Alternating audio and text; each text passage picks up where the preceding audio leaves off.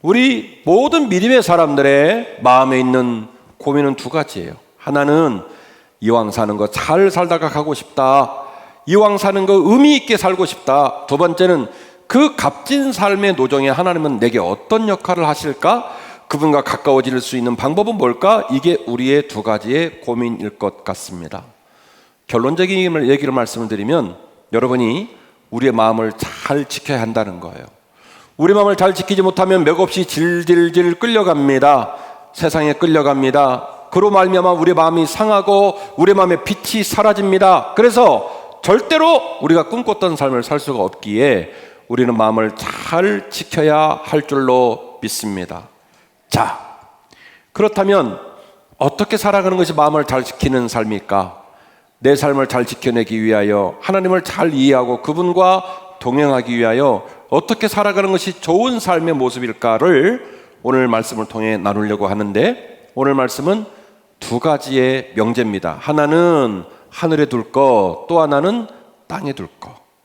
하늘에 둘 것은 뭘까? 그리고 땅에 둘 것은 뭘까? 이 말씀 들으시고 그렇게 결단하는 소중한 시간 되었으면 좋겠습니다. 자, 이 말씀을 나누기 위해서 제가 본문을 채택했는데 골로새서 3장이라는 본문이고요. 그러하기 때문에 골로새 교회 이 얘기를 아니할 수가 없습니다. 사진 띄워주세요. 골로새가 어디 있냐면 저기에 있어요. 저 왼쪽에 여러분 보실 때 장화처럼 생긴 곳, 장화처럼 생긴 곳 위에 로마라는 지역이 있죠. 저 사진이 나온 이유는 이미 사도 바울의 제1차, 제2차, 제3차 전도여행을 마치고 이제 로마의 제1차 가택연금 상태에서 썼던 편지 때문에 왼쪽에 이탈리아가 나오는 거예요. 밑에 시찰리아 섬도 있고요. 저 로마에서 3차까지 전도여행을 마친 사도 바울이 일종의 약간 자유가 있는 가택연금 상태에서 썼던 편지, 4권의 편지를 이른바 옥중서신이라고 이야기를 하는데요. 빌립보서, 골로새서, 에베소서, 그리고 빌레몬서, 이렇게 4권을 옥중서신이라고 얘기를 합니다. 그 중에 오늘 성경은 골로새로 보낸 성경이에요. 골로새는 우측 남단에 보시면 삼각주로 말씀드린 맨 꼭대기에 빌립보가 있고 유럽의 첩성, 왼쪽 아래에 고린도가 있고 오른쪽 아래에 에베소가 있습니다. 이 에베소로부터 우측으로 180km 정도 떨어진 곳에 골로새가 있고요. 맞은편에는 고린도가 있는데 고린도에서 또 우측으로 80km 떨어진 곳에 아덴이라는 지역이 있다라고 지난번 설교에서 말씀을 드렸던 것을 기억을 하실 겁니다. 이 골로새 교회의 담임 목회자는 에바브라였어요. 에바브라. 그리고 이 골로새 교회는 에바브라 말고도 에바브라만큼 영향을 미치는 유력한 평신도 지도자인 빌레몬이라는 사람이 있었다고 합니다. 어쨌든 이 에바브라나 또 빌레몬이라는 인물들은 사도 바울이 직접 찾아가서 제자로 세운 사람들이 아닙니다. 그리고 성경만 가지고 본다면 사도 바울은 골로새를 간 적이 없습니다. 그렇다면 제3차 전도여행 시기에 도란노선을 세우고 수많은 제자를 세울 때 이 에바브라라는 사람이나 빌레몬이라는 사람이나 이 시기에 예수를 알고 이 시기에 복음을 마음에 간직했을 것이다, 이렇게 추측을 할 수가 있겠지요. 그리고 그들이 이제 고향인 골로새로 돌아가 그곳에 교회를 세웠습니다. 그리고 사도 바울은 옥중에서 이 에바브라에게 뜻밖의 이야기를 듣습니다. 골로새 교회 안에 거짓 교사가 들어오고 종교 혼합화 일들이 벌어지게 되면서 할례 문제, 거룩한 날 성수 문제, 그리고 음식을 구별하는 문제, 금욕을 준수하는 문제, 이런 문제들로 교회가 혼란과 핍박과 어려움 가운데 놓여 있다는 얘기를 들었던 겁니다. 그래서 사도 바울이 부랴부랴 저 위에 로마에서 골로새 교인들에게 넉 장밖에 안 되는 골로새서라는 편지를 써보낸 것이죠. 내용은 이렇습니다. 오직 예수 그리스도께서 우리의 모든 죄를 도말하기 위해 십자가를 지시고 고난당하시고 죽으시고 부활하셔서 우리의 구주가 되어주셨기에 너희 중에 헬라인이냐 유대인이냐 상관없이, 할례를 받았느냐 못 받았느냐 상관없이, 안식일을 성수하느냐 상관없이, 금욕을 중수하느냐 상관없이, 이 모든 조건과 상관없이 예수 그리스도의 은혜로 말미암아 너희들에게 구원이 임하였다라는 것을 골로새서에 썼고요. 특별히 오늘 읽으신 골로새서 3장 이하의 본문을 통해서는 그 은혜를 입은 그리스도인들이 어떤 목표점을 가지고 어떤 삶의 기준을 가지고 살아가야 하는지를 기록하고 있는 본문이 골로새서 3장에 있는 본문입니다. 다음 사진 보여주세요. 이 골로새를 말하기 위하여 또 다른 사진 하나를 보여줄 수밖에 없는데요. 똑같이 골로새 지역으로 한 장의 편지를 또 보냅니다. 그 편지가 뭐냐면 빌레몬서입니다. 빌레몬서는 10장도 아니고 20장도 아니고 50장도 아니고 딱 한 장입니다. 그래서 예수를 믿은 지 얼마 안 된 분들은 죽어도 못 찾습니다. 한 장밖에 안 됩니다. 빌레몬에게 편지를 썼습니다. 편지 내용은 이거예요. 빌레몬아, 내가 너에게 권면하노니 너나 사랑하잖아, 너나 믿잖아, 너나 신뢰하잖아. 그래서 내가 너에게 명하노니 내가 두기고 편에 같이 보내는 오네시모를 용서하거라.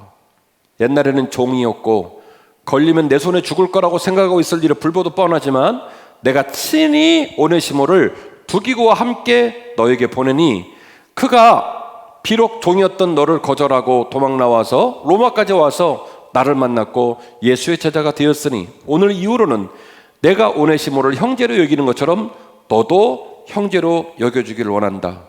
그러니까 사실은 두기고가 골로새로 가는 편지를 들고 가고 더불어서 빌레몬의 한 장의 성경을 들고 간 이유는 딱 하나예요. 누구 살리려고? 오네시모 살리려고. 오네시모를 다시 데리고 고향으로 가거든요.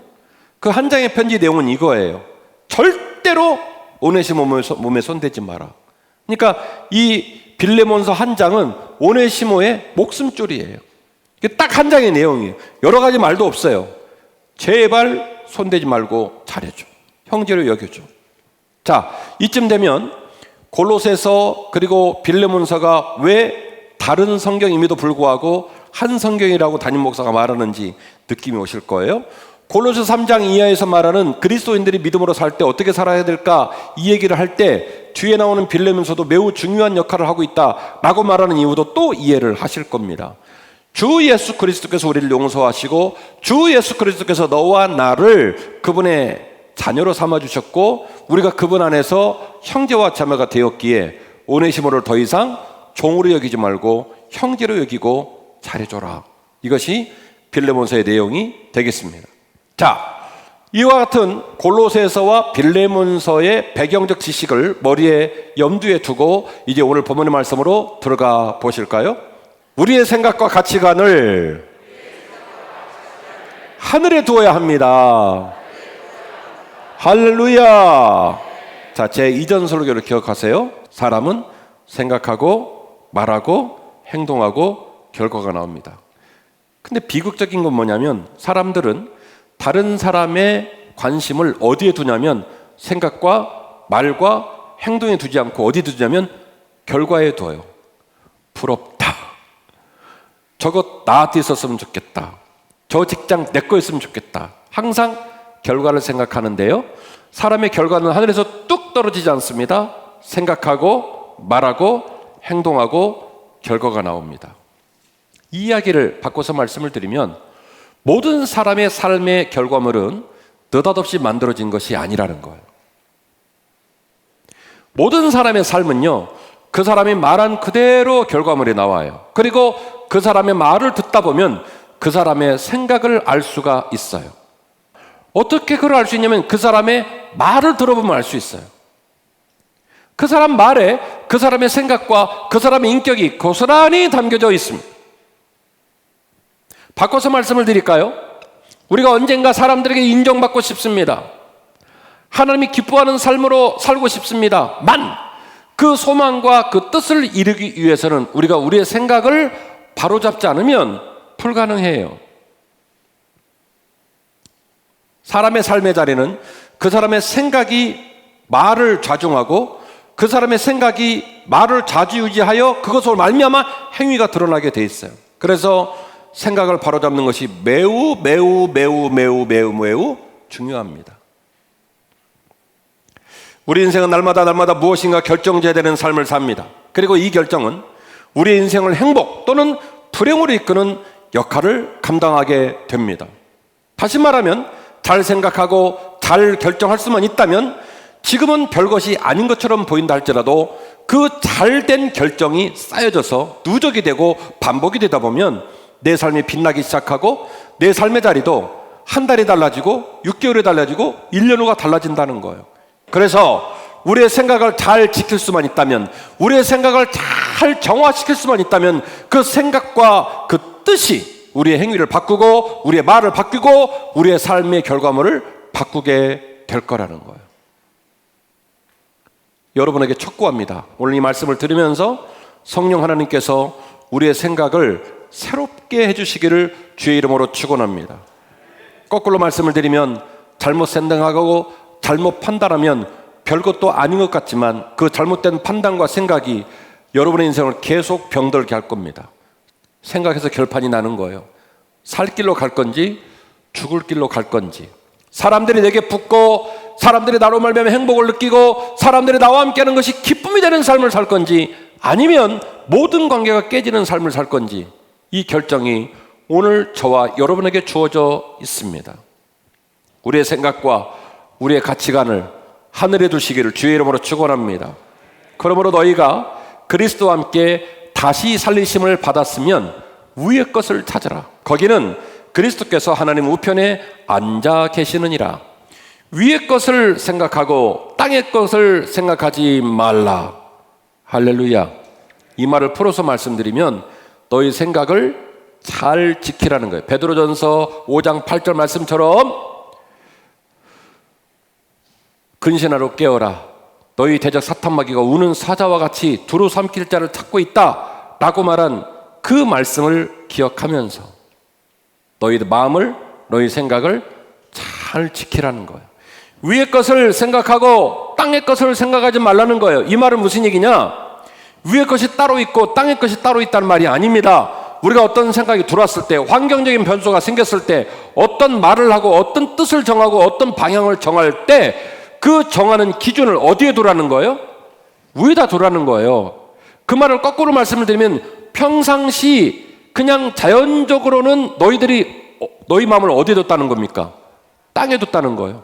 땅에다 두고 땅의 것을 기준으로 생각을 했다는 거예요. 땅의 것을 기준으로 말하고 땅의 것을 기준으로 판단했다는 거예요. 그러지 말고 이제 너희들의 모든 생각과 가치관을 어디에 두라? 위에 두라는 거예요. 위의 것을 생각하고 땅의 것을 생각하지 말라. 이는 너희가 죽었고 너희 생명이 그리스도와 함께 하나님 안에 감추어져 있기 때문이다. 예수가 십자가에 달려 돌아가심으로 죄인인 우리의 모든 죄들이 주님과 함께 죽어 주님의 놀라운 대제사장의 은혜로 회복을 됐습니다. 그래서 이제 하나님 품에 우리의 이름이 기록되어져 있고 하나님은 우리를 자녀로 여기시고 그 주 예수 그리스도의 은혜로 우리는 하나님께 기도하고 그분의 은혜를 입을 수가 있습니다. 그래서 주님은 말해요. 너희들이 땅에 발을 딛고 산다. 날마다 해괴망측한 일들을 많이 보지만 그러나 너희들은 반드시 너희 생각을 땅에 두지 말고 위에 두라는 거예요. 위에 두라는 거예요. 바울은 말합니다. 내가 너희에게 권면하노니 절대로 너희의 생각을 이 땅에 두지 말라. 너희의 가치관을 이 땅에 함몰시키지 마라. 그러다 너희도 같이 죽는다는 거예요. 너희의 생각과 너희의 가치관을 어디에 두라? 땅에 두지 말고 위에 두라. 하늘에 두라는 거예요. 7절 말씀이죠. 너희도 전에 그 가운데 살 때에는 그 가운데서 행하였으나 이제는 너희가 이 모든 것을 벗어버리라. 곧 분함과 노염과 악의와 비방과 너희 입에 부끄러운 말이라. 너희가 서로 거짓을 말하지 말라. 옛사람과 그 행위를 벗어버리고 새 사람을 입었으니 이는 자기를 창조하신 이의 형상을 따라 지식에까지 새롭게 하심을 입은 자이니라. 너희가 서로 거짓말하지 말라. 옛사람과 그 행위를 벗어버리고 새 사람을 입었으니 이는 자기를 창조하신 이의 형상을 따라 지식에까지 새롭게 하심을 입은 자니라. 할렐루야. 사도 바울이 옥중에 있으면서 골로새 교인들에게 쓴 편지예요. 나는 옥중에 있고 너희들은 자유인이지만 그러나 내가 너희들에게 말하노니 내 마음 가운데 평강은 너희보다 더 크다는 거예요. 필사일삼 내게 능력 주신 자라서 내가 모든 것을 할 수 있느니라. 풍부에 처할 줄도 알고 궁핍에 처할 줄도 아는 모든 일치의 비결을 배웠으므로 나를 걱정하지 마라. 빌립보 교인들에게 편지를 보냈던 것처럼 사도 바울은 그의 생각을 지켰기 때문에, 그의 뜻을 지켰기 때문에, 그의 가치관을 하늘에 두었기 때문에 비록 옥중에 있었으나 오히려 더 따뜻함과 더 자유함을 가지고 오히려 골로새 교인들을 염려하는 마음으로 편지를 써보낸 거예요. 나는 옥중에 있고 너희들은 자유한 자이지만 너희들이 포로되었고 너희들 안에 기쁨과 생명이 없으니 너희들의 생각과 뜻을 땅에 두지 말고 어디에 두라? 하늘에 두라는 거예요. 위에 두라는 거예요. 그 생각이 위에 있을 때, 그 뜻이 위에 있을 때, 그 가치관이 하늘에 있을 때 비로소 너희들이 그리스도의 복음으로 새 사람을 입게 된다는 거예요. 사랑하는 성도 여러분, 저는 이렇게 믿습니다. 하나님께서 여러분을 인정하시면 이 땅에 있는 모든 사람도 여러분을 인정합니다. 하나님이 여러분을 인정하고 나면 여러분이 사람들한테 나 좀 인정해 주세요 라고 말하지 않아도 저절로 사람들이 여러분을 인정합니다. 할렐루야. 그러므로 사람보다는 하나님께 인정받으시기를 주의 이름으로 축원합니다. 어떻게 해요? 너희 생각과 너희 뜻과 너희 가치관을 땅에 두지 말고 어디에 두라? 위에 두라. 하늘에 두라는 거예요. 하나님의 놀라운 인격과 가치관으로 여러분의 마음이 뒤집어져 새 사람을 입으시기를 주의 이름으로 축원합니다. 두 번째로 같이 하십시다. 우리의 삶의 자리는 땅에 두어야 합니다. 아멘. 우리의 삶의 자리는 땅에 두어야 됩니다. 결론이 났네요. 첫 번째, 생각, 뜻, 가치관은 어디에 둔다? 하늘에 둔다. 삶의 자리를 어디에 둔다? 땅에 둔다. 할렐루야. 삶의 자리라는 말이 굉장히 중요한 말입니다. 신앙은, 복음은, 선교는 새치 혀끝에 있지 않고 삶의 자리에 있습니다. 제 표현으로 말씀을 드리면 손과 발에 있다는 거예요. 삶의 자리. 많은 세상 사람들이 그리스도인들을 말쟁이로 얘기를 하는 경향이 있습니다. 이중인격자라고 말을 하고, 그리고 말은 번지르르 하지만 썩 존경하고 따를 만한 집단은 아니라고 말을 하는 경향이 있습니다. 이건 수치스러운 일입니다. 성경 어디에도 신앙을 그렇게 가르친 적이 없거든요. 우리의 생각과 우리의 가치관과 우리의 삶의 소중한 뜻은 하늘에 두고 우리의 삶의 자리는 어디에 두냐면 땅에 두어야 한다는 거예요. 우리의 삶은 본디 어둠에 눌려 있고 따라서 그대로 가만두어도 문제가 됩니다. 즉 우리의 삶을 소극적이고 관망하는 태도로 그냥 뒀다가는 우리의 삶이 점점점 망가져가게 된다는 거예요. 우리는 하늘에 우리의 마음을 두고 그분의 은혜와 강력한 이끌어 주심으로 말미암아 이 땅을 치유하고 거룩한 선한 영향력으로 이 땅을 살리는 귀한 삶을 살아가야 할 줄로 믿습니다. 본문의 말씀 11절입니다. 거기에는 헬라인이나 유대인이나 할레파나 무할레파나 야만인이나 수구디아인이나 종이나 자유인이 차별을 있을 수 없나니 오직 그리스도는 만유시요 만유 안에 계시기 때문이다. 그러므로 하나님이 너희를 택하사 거룩하고 사랑받는 자처럼 긍휼과 자비와 겸손과 온유와 오래 참음으로 옷을 입어라. 옷 입단 말이 뭐예요? 이걸로 무장하라는 거예요. 네 몸뚱아리 그대로 놔두지 말고, 너 그대로 놔두면 다른 사람 다 다치게 하고 네 공동체에 멍들게 하고 그로 말미암아 네 인생도 망가지니까 너 옷 입어야 된다는 거예요. 긍휼로 옷 입고 자비로 옷 입고 겸손으로 옷 입고 온유로 옷 입고 오래 참음으로 중무장하지 않으면 너도 망가지고 남도 망가진다는 거예요. 고린도전서 13장에 나오는 사랑을 얘기하는 모든 기술이 오늘 본문과 같은 맥락으로 연결이 되고 있습니다. 누가 누구에게 불만이 있거든 서로 용납하여 피차 용서하되 주께서 너희를 용서하신 것 같이 너희도 그리하고 이 모든 것 위에 사랑을 더하라. 이는 온전하게 매는 띠이니라. 할렐루야. 뭐라고 말씀하셨어요? 이 모든 것 위에 사랑을 더하라. 예수님께서 가르쳐 주신 기도 중에 중요한 문장이 있습니다. 주께서 말씀해 주신 주님의 기도는 몇 가지죠? 3가지? 주님의 기도는 딱 한 가지입니다. 그리고 딱 한 가지는 다 하나님께 뭔가를 요청하는 얘기들입니다. 하나님의 은혜를 구하는 겁니다. 그런데 그 본문 중에, 그 예수님의 기도 중에 가장 중요한 인간의 행위 하나를 기록을 해놨는데 뭐라고 기록을 했냐면, 너희들은 이렇게 기도하라. 기도할 때 하나님 아버지, 제가 저에게 잘못한 사람을 용서해 준 것 같이 저를 용서해 주십시오. 이 얘기예요. 조건이 붙어 있어요. 내가 나에게 잘못을 저지른 사람을 주님의 마음으로 용서를 했듯이 주님 저도 용서해 주십시오.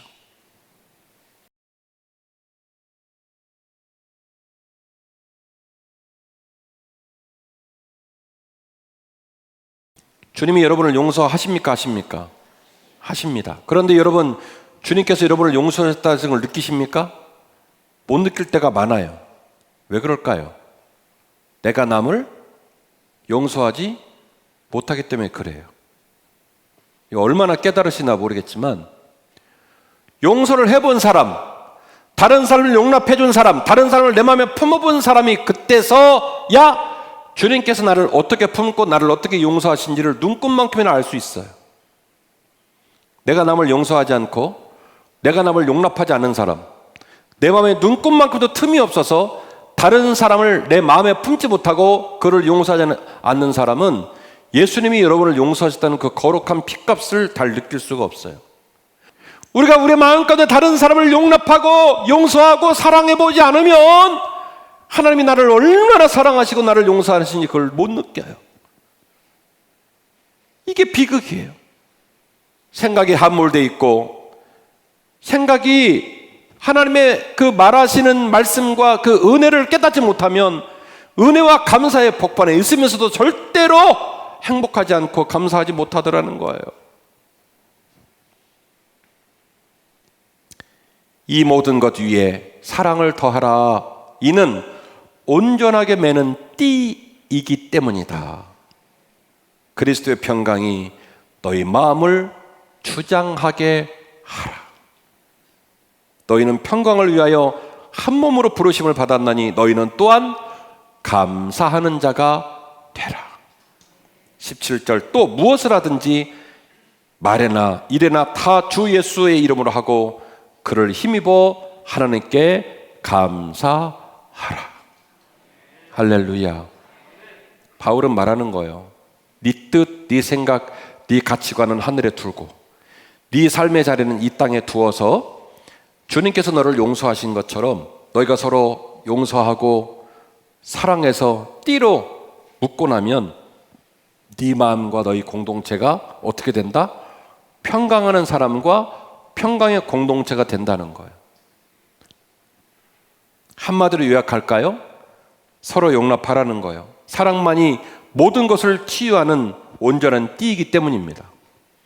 주의 평강이 너희 마음을 주장하도록 하라는 거예요. 왜냐하면 모든 일을 주님의 이름으로 하고 하나님께 감사하기 때문에 그렇습니다.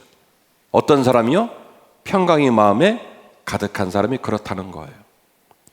영국의 감리교 장시자이자 영국 종교개혁의 선구자였던 요한 웨슬레, 제가 이전에도 여러 번 소개를 한 바가 있습니다. 이분이 목사의 신분으로 1736년 미국 조지아에 가서 2년 동안 선교사로 활동을 하기 위하여 시몬즈라는 배를 타고 이제 대서양을 지나서 미국을 향해 갑니다.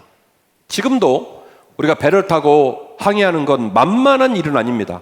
되게 긴장이 많이 됩니다. 그런데 옛날에 이렇게 바다를 건너다녔던 배는 지금 화면에 나오는 저런 범선이었어요. 돛대로 바람받아 가는 그런 배고, 배가 목선입니다. 내구성이 떨어지고 그리고 바람을 받아 가기 때문에 저 바람 때문에 배가 가기도 하지만 침몰하기도 하는 이 동전의 양면 같은 아픔을 가진 배가 저런 범선인데요. 저런 배를 타고 이제 미국으로 가는 거예요. 조지아까지. 얼마나 갔느냐? 장장 4개월 23일을 갔습니다.